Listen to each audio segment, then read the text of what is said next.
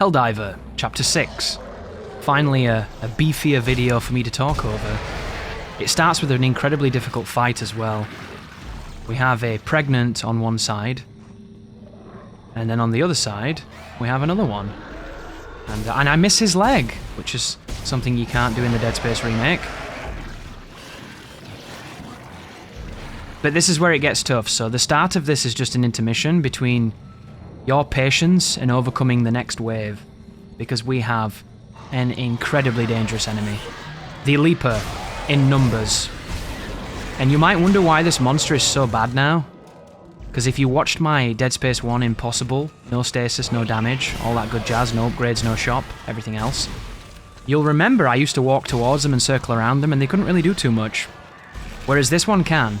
This one is so aggressive, so fast, and has such good pathing to you that no matter where they are, they will pretty much be on you in a second and they will attack you even quicker.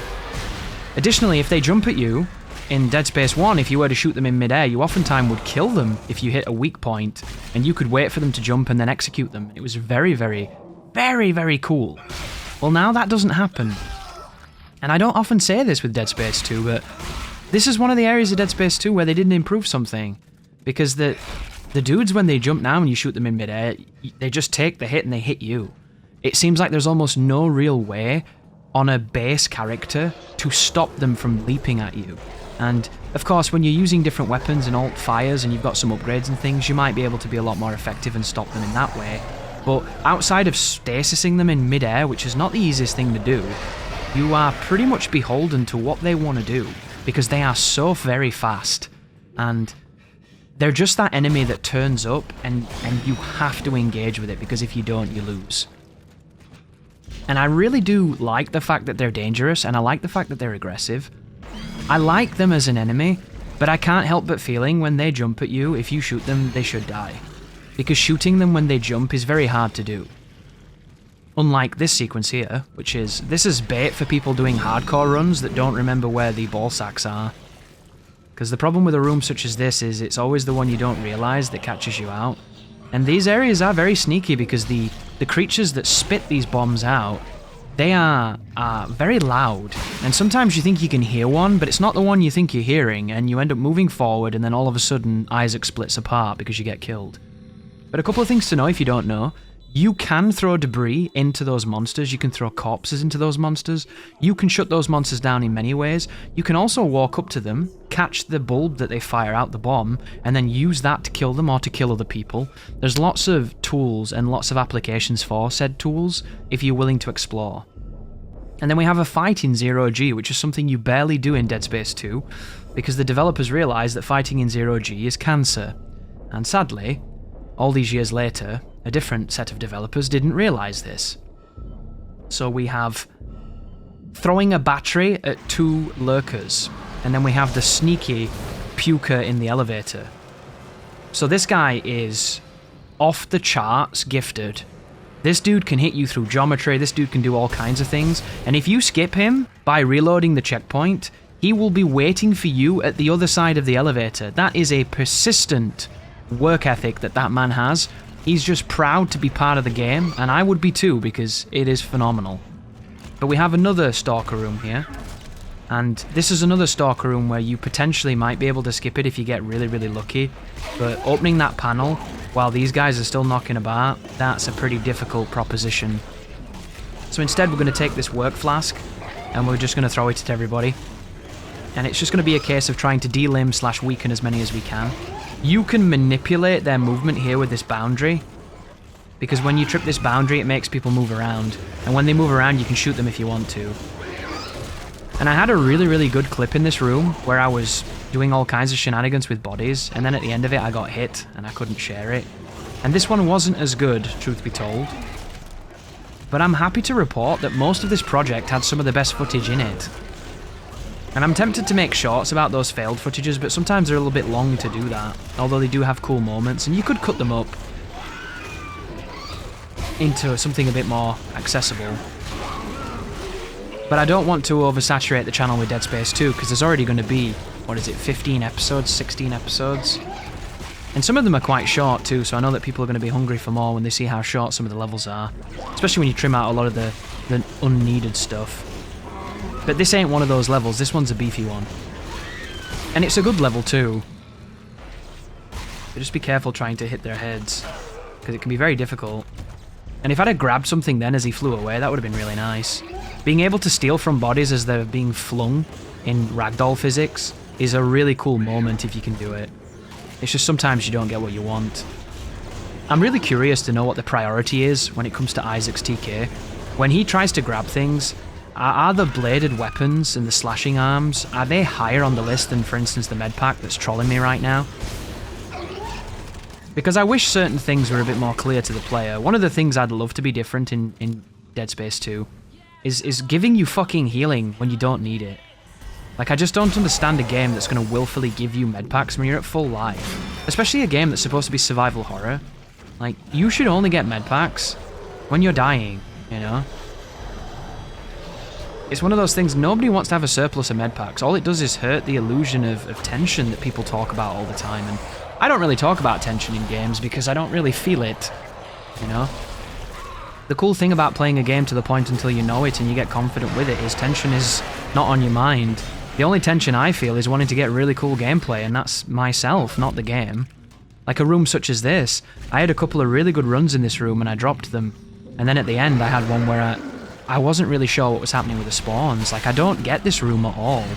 And a friend of mine who's been really running this game a ton, doing really, really difficult runs, he might know more about this room, but this is one of those places where I feel like the spawns here, if you linger, they get real weird. People turning up when I'm looting and stuff, because obviously I cut a lot of the video out, guys, but in a room such as this, I thought the fight was over now, so this is me just killing the ball sacks, you know, smashing the bodies and stuff, and then more people come, and I don't really know why. And it's one of those things where when you're moving quickly, you don't have to worry too much because you're moving so quick you can get through and you can get around things. But I was just kind of taking my time and seeing what I was doing and whatnot, and maybe watching something on the side and changing a playlist. And before I knew it, I'm deep in hell again, you know? Diving deep into hell. But we've got one up here being a little awkward. I'm trying to make him spit the projectile so I can catch it. But I whiffed the catch because I don't know the arc. And this is the kind of moment that I would have removed this, guys, because there's no need for it. I'm not going to die to this. I'm not going to take damage because I can't. It kills me. But because when I turn around, there's more monsters, this is going to be in the video. So I heard him just then. Did you hear that? And then there's all of a sudden a female slasher who spits at me, and then a puker who's also wants to spit at me. And it's just like, where did these guys come from?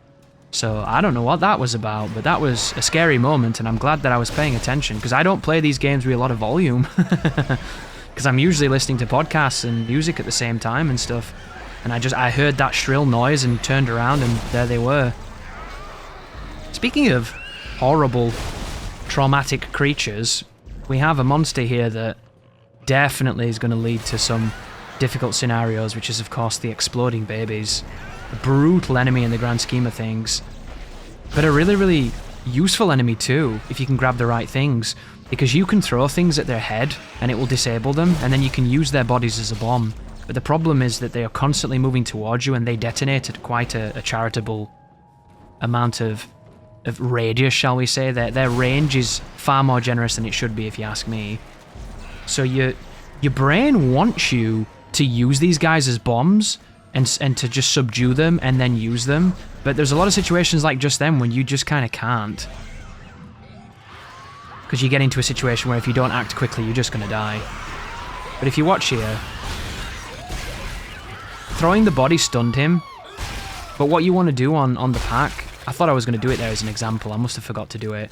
You shoot the first pack and then you kill the rest of the pack with the pack. And then be careful here, there's an enhanced puker. This guy is tough as nails.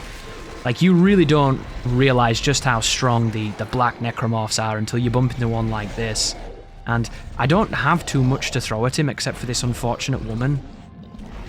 And she's doing good, man. She's winning. You know, she's got the hard knockdown. She's working the Oki. And for some reason, this guy doesn't like holding back. And then we've got the child's bike. Not as good as Strange Woman, but, you know, getting there. And then he spits at me, so I can knock him down with that. And then we go back to child bike shenanigans. And the whole thing is just a little bit awkward, isn't it? It's a little bit elementary. And we got another body, which is going to be useful. And I knock him down again because he's just super weak to this. And if you don't know this, guys, throwing bodies at necromorphs is almost a guaranteed flinch. And depending on the size of the body, will depend on if you can get a hard knockdown on them. This is something that was in Dead Space 1 as well. It's a very powerful mechanic. It is part of the franchise. And it seems like some people don't realise that. The utility on the bodies is fantastic. Does it ruin your immersion? Fuck yeah, it ruins your immersion.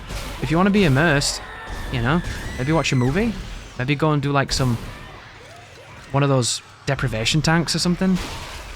Because we're here to fight and we're here to kill. Murder, death, kill, Helldiver. And we've got a lot of people that are going to be having a go at us. But we're not going to let them because we're going to shoot them. And again, not the best use of ammo here, guys, but I can afford it. And then the curtain's going to go back in a moment because I killed them all so quickly. And then when this happens, there's going to be another spawn coming up of more pack behind me. And there they are. Coming up, we have our first skirmish with a brute. I'm going to use 2 telekinesis items to hit his leg. And then when it knocks him down, he's going to be immobilized pretty much. And then we're going to throw his projectile back at him.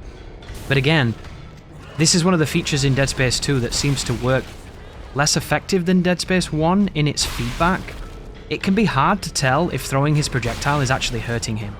Sometimes it sounds like it is, sometimes it sounds like it's not.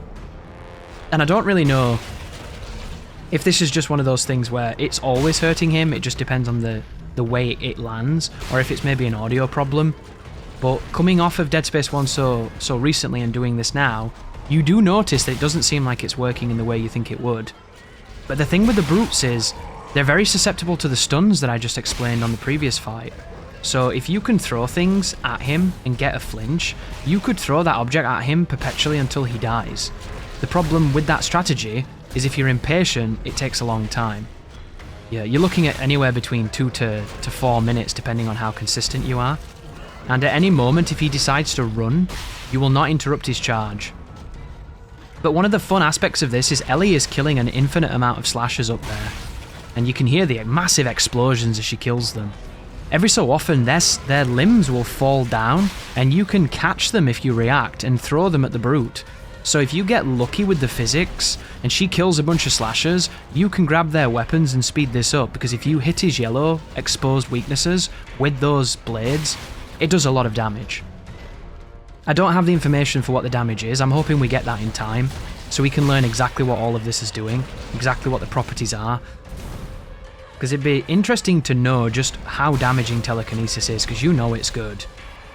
It's incredibly good, especially in certain moments. Like, I feel like the most powerful thing in the game is when you throw an exploder's sack at something.